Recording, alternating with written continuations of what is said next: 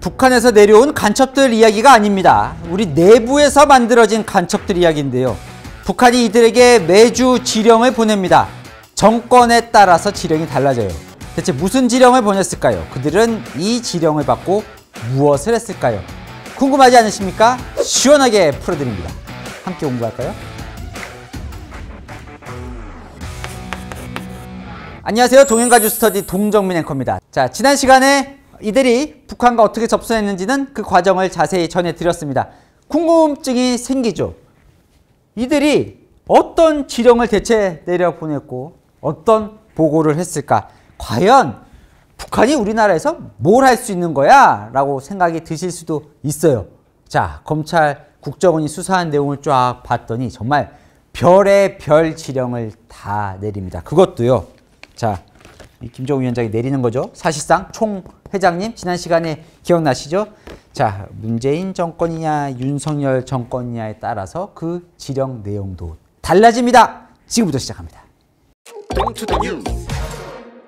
자, 제가 이 내용을 소개해 드리는 건 북한의 실태를 정확히 알자는 겁니다. 여러분도 객관적으로 한번 생각을 해 보시면 좋을 것 같습니다.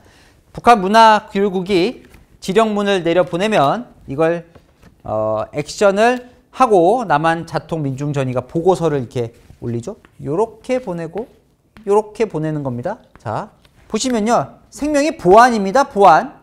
중간에 주고받는 과정에서 누군가가 보면 안 되잖아요. 자, 본인들은 보낼 때 늘 문화교류국을 상공회라고 표현해요. 상공회로부터라는 내용으로 지령을 보내면 자통민중전의는 이사회 본인들이 이렇게 지칭해서 보고를 합니다. 처음에는 매주 지령이 내려오거든요. 그랬더니 이 남한 쪽에서 이게 너무 자주 보내면 들키기가 쉽다면서 2주에 한 번씩 보내는 게 어떠냐 뭐 이런 건의를 하기도 합니다. 자, 검찰에서 이 내용들을 다 수사를 했는데 어느 기간을 수사를 했냐면 2018년부터 지난해 11월까지 주고받은 지령 보고문들을 자, 거의 다 뭐 아주 은밀하게 보낸 것들을 다 들여다 봤더라고요. 그러면 이걸 안 들키게 어떻게 보내느냐. 자, 북한 문화교류국이요. 누구에게 이 지령문을 보내냐면 이인자라고 제가 지난 시간에 알려드렸을 거예요. 그러니까 지령과 보고를 서로 주고받을 때 이 성씨, 이인자를 통해서 지령을 내려보냅니다. 그러면 이 지령을 총책 황 이사장에게 이인자가 내려보냅니다. 그런데 이 지령문은요. 잠겨 있어요. 암호 프로그램으로. 그냥 봤을 때는 알 수가 없습니다. 그거를 스테가노그래피, 혹시 기사에서 들어보셨을 수도 있어요. 스테가노그래피로 보내서 이걸 이제 못 보게 막는 건데 이게 뭐냐면요. 겉으로 봤을 때는 이런 귀여운 뭐 사진, 그림, 영상이에요. 그런데 이 스테가노그래피로 이 자물쇠를 풀어서 암호를 풀면 그 안에 이런 지령문이 들어있는 겁니다. 상공회로부터 이렇게 쓰여진 지령문이 들어있는 거예요. 그래서 이거를 이제 활동을 하고 보고서를 또 쓰잖아요. 보고서를 이제 황 이사장이 씁니다. 그것도 이제 스테가노그래피로 암호를 붙여서 이 잠겨진 보고서를 이제 성 이인자를 통해서 북한 교류국으로 보내는데요. 이걸 어떻게 주고받느냐면 뭐 온라인으로 주고받아야 될 거잖아요. 외국계 클라우드에 클라우드도 바꿉니다. 자주 바꾸는데 거기에 존이라는 파일에 지령문을 담고요. 북한이. 그다음에 남한에서는 아미라는 파일에 보고문을 담아서 서로 주고받습니다. 자, 구체적으로 그럼 북한이 어떤 지령문을 보냈는가? 자, 먼저 남북관계가 좋았던 문재인 정권 때 보낸 지령부터 살펴보겠습니다. 자, 2018년 4월에 판문점에서 남북 정상회담 가지고 군훈할 때입니다. 그 이후에 내려진 지령을 보면요. 2018년 8월에 북한 선수들을 환영하고 응원하라. 이게 무슨 지령이냐면 마침 8월에요. 경남 창원에서 세계 사격 선수권 대회가 있었습니다. 그때 북한 선수들이 이제 내려온 거예요. 그래서 실제로 남한에서 응원단, 자원봉사단을 꾸려서 열렬히 환영하라라는 지령을 내려보낸 겁니다. 실제로 아리랑 응원단이라는 걸 만들어서 실제로 그때 당시 경남에 있는 통일 관련 시민단체들이 이런 식으로 한반도 길을 들고 환영합니다라고 환영 행사를 벌입니다. 뭐 이게 이것 때문인지는 조금 더 들여다봐야겠지만 어떤 그래요. 그런데 많이 안 왔나 봐요. 자통민중전의가 9월에 자아 비판을 합니다. 경남에서 일부 온 거 말고는 활동에 참여가 미미했다. 그랬더니 그 다음 달 북한으로부터 지령이 내려옵니다. 너무 상심 말라. 최고인민회의 김영남 상임위원장께서 이 응원단 활동을 격려했고 앞으로도 더 잘해라고 한다라는 격려 지침을 내려보내기도 합니다. 자, 문재인 정부가 뭐가 잘 되고 있을 때 그냥 끝나는 게 아닙니다. 북한은요, 더 욕심을 냅니다. 지령을 계속 보냅니다. 자, 이런 지령을 보냅니다. 자, 이제는 지방행정기구의 자통민중전의 핵심 요원을 요직에 혹은 안 되면 말단이라도 침투시켜라. 공무원으로 취직을 하라는 얘기예요. 자, 공무원 취직해서 뭔가 빼내라는 얘기죠. 그리고 이런 얘기도 합니다. 지자체 예산을 따내서 북한 바로 알기 행사를 열어라. 여기서 지자체는요, 경남입니다. 왜냐하면 이 자통민중전의는 본거지가 경남이에요. 자, 그때 당시에 2018년 8월이 뭐냐면 2018년 6월에 지방선거가 있거든요. 그때 경남도지사로 김경수 경남도지사가 당선이 됩니다. 그러다 보니까 북한에서는 민주당이고 하니까 뭔가 경남도로부터 예산을 따낼 수 있다 이렇게 본 것 같아요. 그래서 북한을 바로 알리기. 이게 뭐냐면 북한 선전하라는 내용입니다. 자, 예산 따내서 이렇게 행사를 열어라 라고도 하고요. 자, 지금 뭔가 분위기 좋죠? 이참에 더 밀어붙이라는 거죠. 국군 기무사와 국정원을 해체하고 국가보안법을 폐지하는 운동을 하라라고 지령을 내려보냅니다. 그리고요. 자, 끝이 없죠? 자, 2018년 10월에는 이런 지령을 내려보내는데요. 당시에 김정은 위원장 서울 답방을 실제로 조금 분위기를 조성하려고 했었던 것 같습니다. 서울 답방을 위해서 위인적인 풍모를 선전하고, 이 위인이 이제 김정은 위원장이라는 것 같습니다. 그리고 북한에서 유행하는 노래를 노래패를 통해서 보급해라. 그리고는요, 2019년 4월에는요, 이런 지령도 내립니다. 당시에 이제 트럼프와 북미 회담하고요, 푸틴 대통령과 북러 회담할 때거든요. 총회장님이 미국과의 대화를 주도했고, 지각쟁이, 푸틴 러시아 대통령이 매번 정상회담 할 때마다 늦잖아요. 그런데 김정은 위원장 만날 때는 일찍 왔다는 거예요. 기다렸다는 거예요. 그런 것들을 선전하라. 이런 내용들을 보냅니다. 여러분 이거 보시면서 진짜로 김정은 위원장이 위인적 풍모와 이런 거 했다고 생각하시는 건 아니시겠죠? 계속 이어가 보겠습니다. 북한 문화교류국이 내려보낸 지령을 보면요, 우리나라 정치에 정말 관심이 많습니다. 자, 이제 본격적으로 시작을 할 텐데 2019년 6월에 북한 문화교류국이 내려보낸 지령입니다. 자, 당시에 유튜브가 이제 막 활성화되기 시작할 때예요. 진보 진영도 유튜브를 좀 잘 만들어라 라고 얘기를 하면서 이 내용을 합니다. 홍카콜라 기억나십니까? 홍준표 지금 대구시장이 당시에 만들었던 이런 홍카콜라를 포함한 보수 세력 유튜브를 상대로 역공작을 해라고 해요. 어떻게 하는지 역공작의 구체적인 방침까지 지령을 내립니다. 뭐냐면 능력 있는 조직원들이 이 홍카콜라를 비롯한 보수가 운영하는 유튜브에 들어가서 고의적으로 사회적인 물의를 일으킬 댓글이나 만평을 게시하라는 거예요. 그러니까 내부에 들어가서 일부러 그런 걸 올리라는 거죠. 그러면 그거를 문제 삼아서 고소 고발을 계속해라.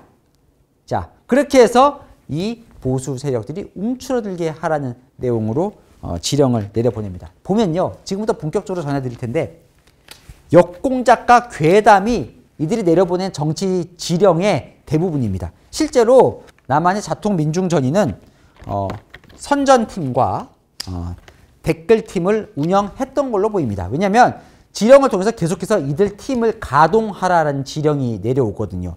자, 이들이 위기감을 느끼는 일이 발생합니다. 2021년 4월 실제로 재보궐선거가 벌어졌는데 서울시장 오세훈, 부산시장 박형준을 비롯해서 국민의힘이 압승을 거두는 거예요. 그랬더니 4월에 그 선거가 끝나고 이런 지령이 내려옵니다. 큰일 났다는 느낌이에요. 보수 패당이 선거를 압승해서 기고만장했다. 이를 방치할 경우, 방임할 경우 친미 보수 정권이 들어앉는 결과를 초래할 수도 있을 것 같다. 자, 이듬해에 있는 대선을 지금 우려하는 겁니다.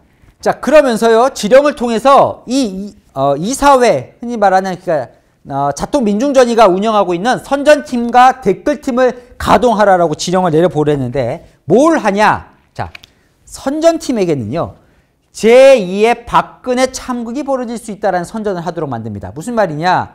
자, 정권이 바뀌면 또 다른 제2의 박근혜 정부가 탄생할 수 있다. 진보 진영, 탄핵에 찬성했던 진보 진영을 자극하라라는 거고요. 자, 댓글팀은 역공작을 하라는 건데 태극기 붓대를 사칭한 댓글을 달아라. 무슨 댓글이냐? 이때부터 뭐가 나오기 시작하냐면 윤석열 대망설이 나오기 시작합니다.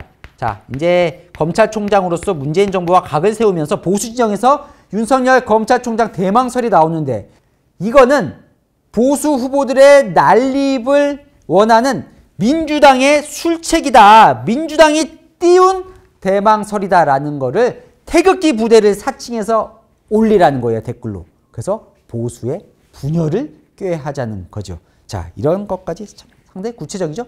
그러다가 더 큰일 날 일이 벌어집니다. 2021년 7월 이준석 국민의힘 대표가 선출이 되면서 국민의힘이 막 좀 살아났잖아요. 젊은 세대들에게 이제 인기를 얻으면서. 그랬더니 또 지령을 보냅니다. 국민의힘이 30대 정치 애숭이, 이거 제가 한 말이 아니고 지령 속에 나온 내용이에요. 정치 애숭이를 내세워서 혁신과 변화를 떠들면서 주목을 받고 있다. 그러면서 또 역공작을 하라고 해요. 뭐냐? 탄핵 부정론과 박근혜 사면을 계속 이준석 국민의힘에게 물어보라는 거예요. 왜냐하면 이들은 탄핵에 찬성했던 국민의힘 세력이잖아요. 그러니까 이들이 아킬레스건처럼 보수 세력이 나뉘어질 수 있는 아이템이었던 거죠. 박근혜 사면과 탄핵은. 그래서 계속 그거를 압박하면서 보수의 분열을 꾀하라는 지령을 내립니다. 자, 그런데 어떻게 됐죠? 결과는 2022년 작년 3월 윤석열 정권으로 정권이 교체가 되죠? 자, 지령 내용이 바뀝니다.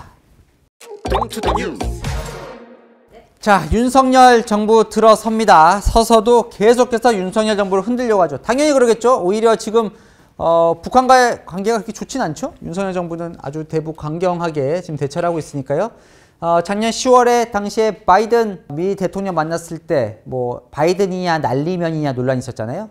그때 지령이 내려왔던 것 같아요. 그래서 남쪽의 자통민중전의에서 바이든 외교 참사 관련해서 카드뉴스 배포 홍보를 했던 것 같죠. 거기에 따른 보고문을 북한에게 올립니다. 그리고 작년 11월 이태원 참사가 발생을 하죠. 그걸 또 정치적으로 활용을 합니다.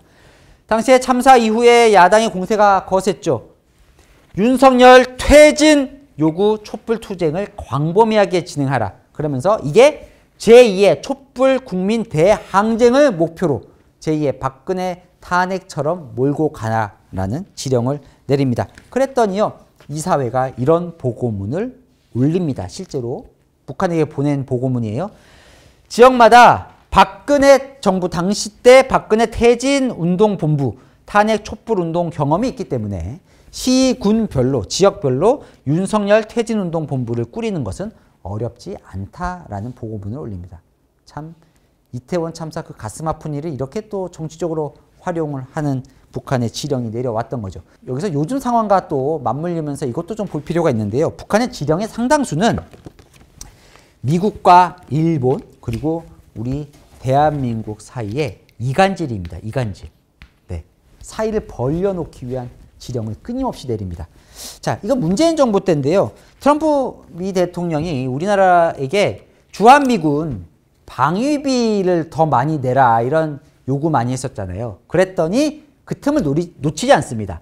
2018년 10월 미국의 방위비 분담 요구를 계기로 남한 내의 반미 자주화 투쟁의 동력을 끌어올려라 라는 지시를 내립니다. 그리고 한참 문재인 정부가 강제징용 대법원 판결 이후에 일본과 충돌이 컸죠. 노재팬 운동이 있었잖아요. 그 당시에는 북한은 신이 난 거예요. 그래서 전 국민의 반일 감정을 일으키는 투쟁을 적극적으로 전개를 하고 그거를 당시 이제 국민의힘 전신 새누리당과 보수 세력을 타격하는 데 잘 써라라고 얘기를 합니다. 5월에는요 이런 지령을 보냅니다.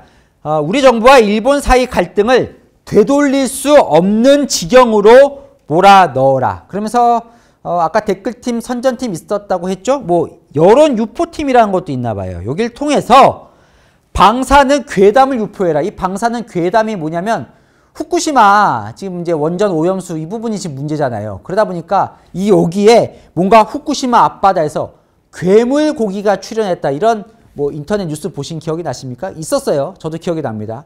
괴물이 출현했다거나 아니면 이 방사능 때문에 기형아가 탄생했다거나 이런 괴 뉴스, 가짜 뉴스죠. 흔히 말하는 가짜 뉴스를 괴담을 유포하라고 지령을 내린 겁니다. 그래서 실제로 이거를 피해를 받을 만한 어민들을 동원해서 무슨 삭발 시위, 단식 농성, 그다음에 해상 시위 이런 걸 하려고 구체적으로 지령을 내립니다. 아마 지금 한일 관계 뭐 개선 부분 그렇지만 또 야당의 공세 관련해서 이런 지령을 북한이 지금도 보내고 있을 가능성도 있어 보이죠.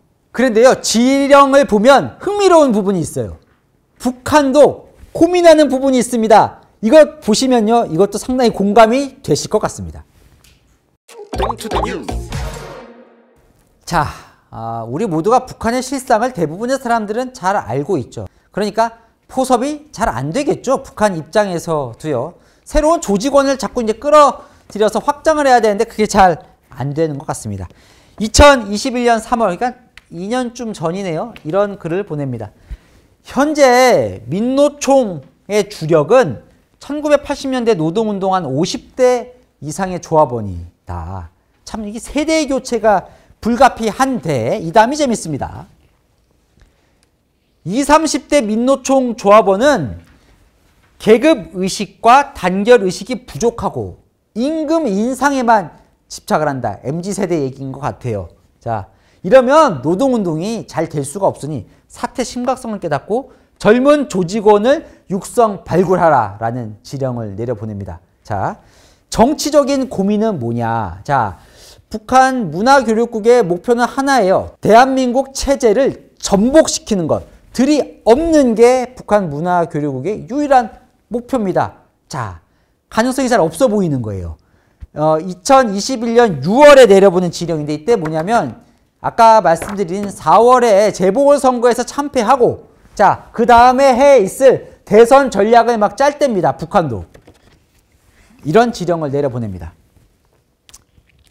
정권 전취, 그러니까 정권을 빼앗아 오는 건 전민항쟁. 전민항쟁이 뭐냐면 과거 뭐 6.29 선언할 때 6월 항쟁, 4월 항쟁처럼 전 국민이 일어나는 항쟁을 통해서 폭력적인 방법으로 해결해야 한다. 이게 원칙이다라고 얘기를 합니다. 왜냐? 촛불혁명을 해도 결국은 민주개혁의 감투를 쓴 친미 4대주의자에게 정권이 넘어가더라. 박근혜 정권이 촛불로 무너져도 그거는 문재인 정부가 탔는데 북한이 보기에 문재인 정권은 감투만 썼을 뿐 친미 4대주의자라고 이제 보는 겁니다. 그러면서 군부 쿠데타도 현실성이 없다. 현재로는. 미국이 있는 한 선거를 통해서 평화적으로 집권할 방법이 없다는 게 이 대목 재밌죠? 과학적인 현실 인식이다. 자, 이들은 현실을 이렇게 보고 있는 거예요. 실제로 이런 전민 항쟁을 일으키겠다는 식의 보고문이 올라갑니다. 당시에 그 즈음에 그랬더니 하지만 이들도 현실을 아는 거예요. 대선을 앞두고 섣불리 전민항쟁을 논의하는 거 위험하다고 얘기합니다. 왜냐? 오히려 제2의 통진당 사건에 빌미를 줄 수 있다. 이렇게 우려를 합니다. 그러면서 이런 얘기도 해요.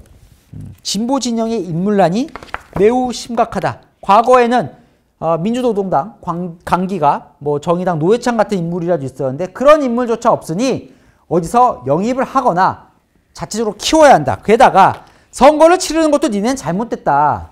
적폐청산만 외치지 말고 무상금식이나 반값 등록금 같은 손에 잡히는 공약을 내걸어라 라고 지령을 내려보냅니다. 우리나라 선거를 상당히 많이 연구를 한 것 같죠?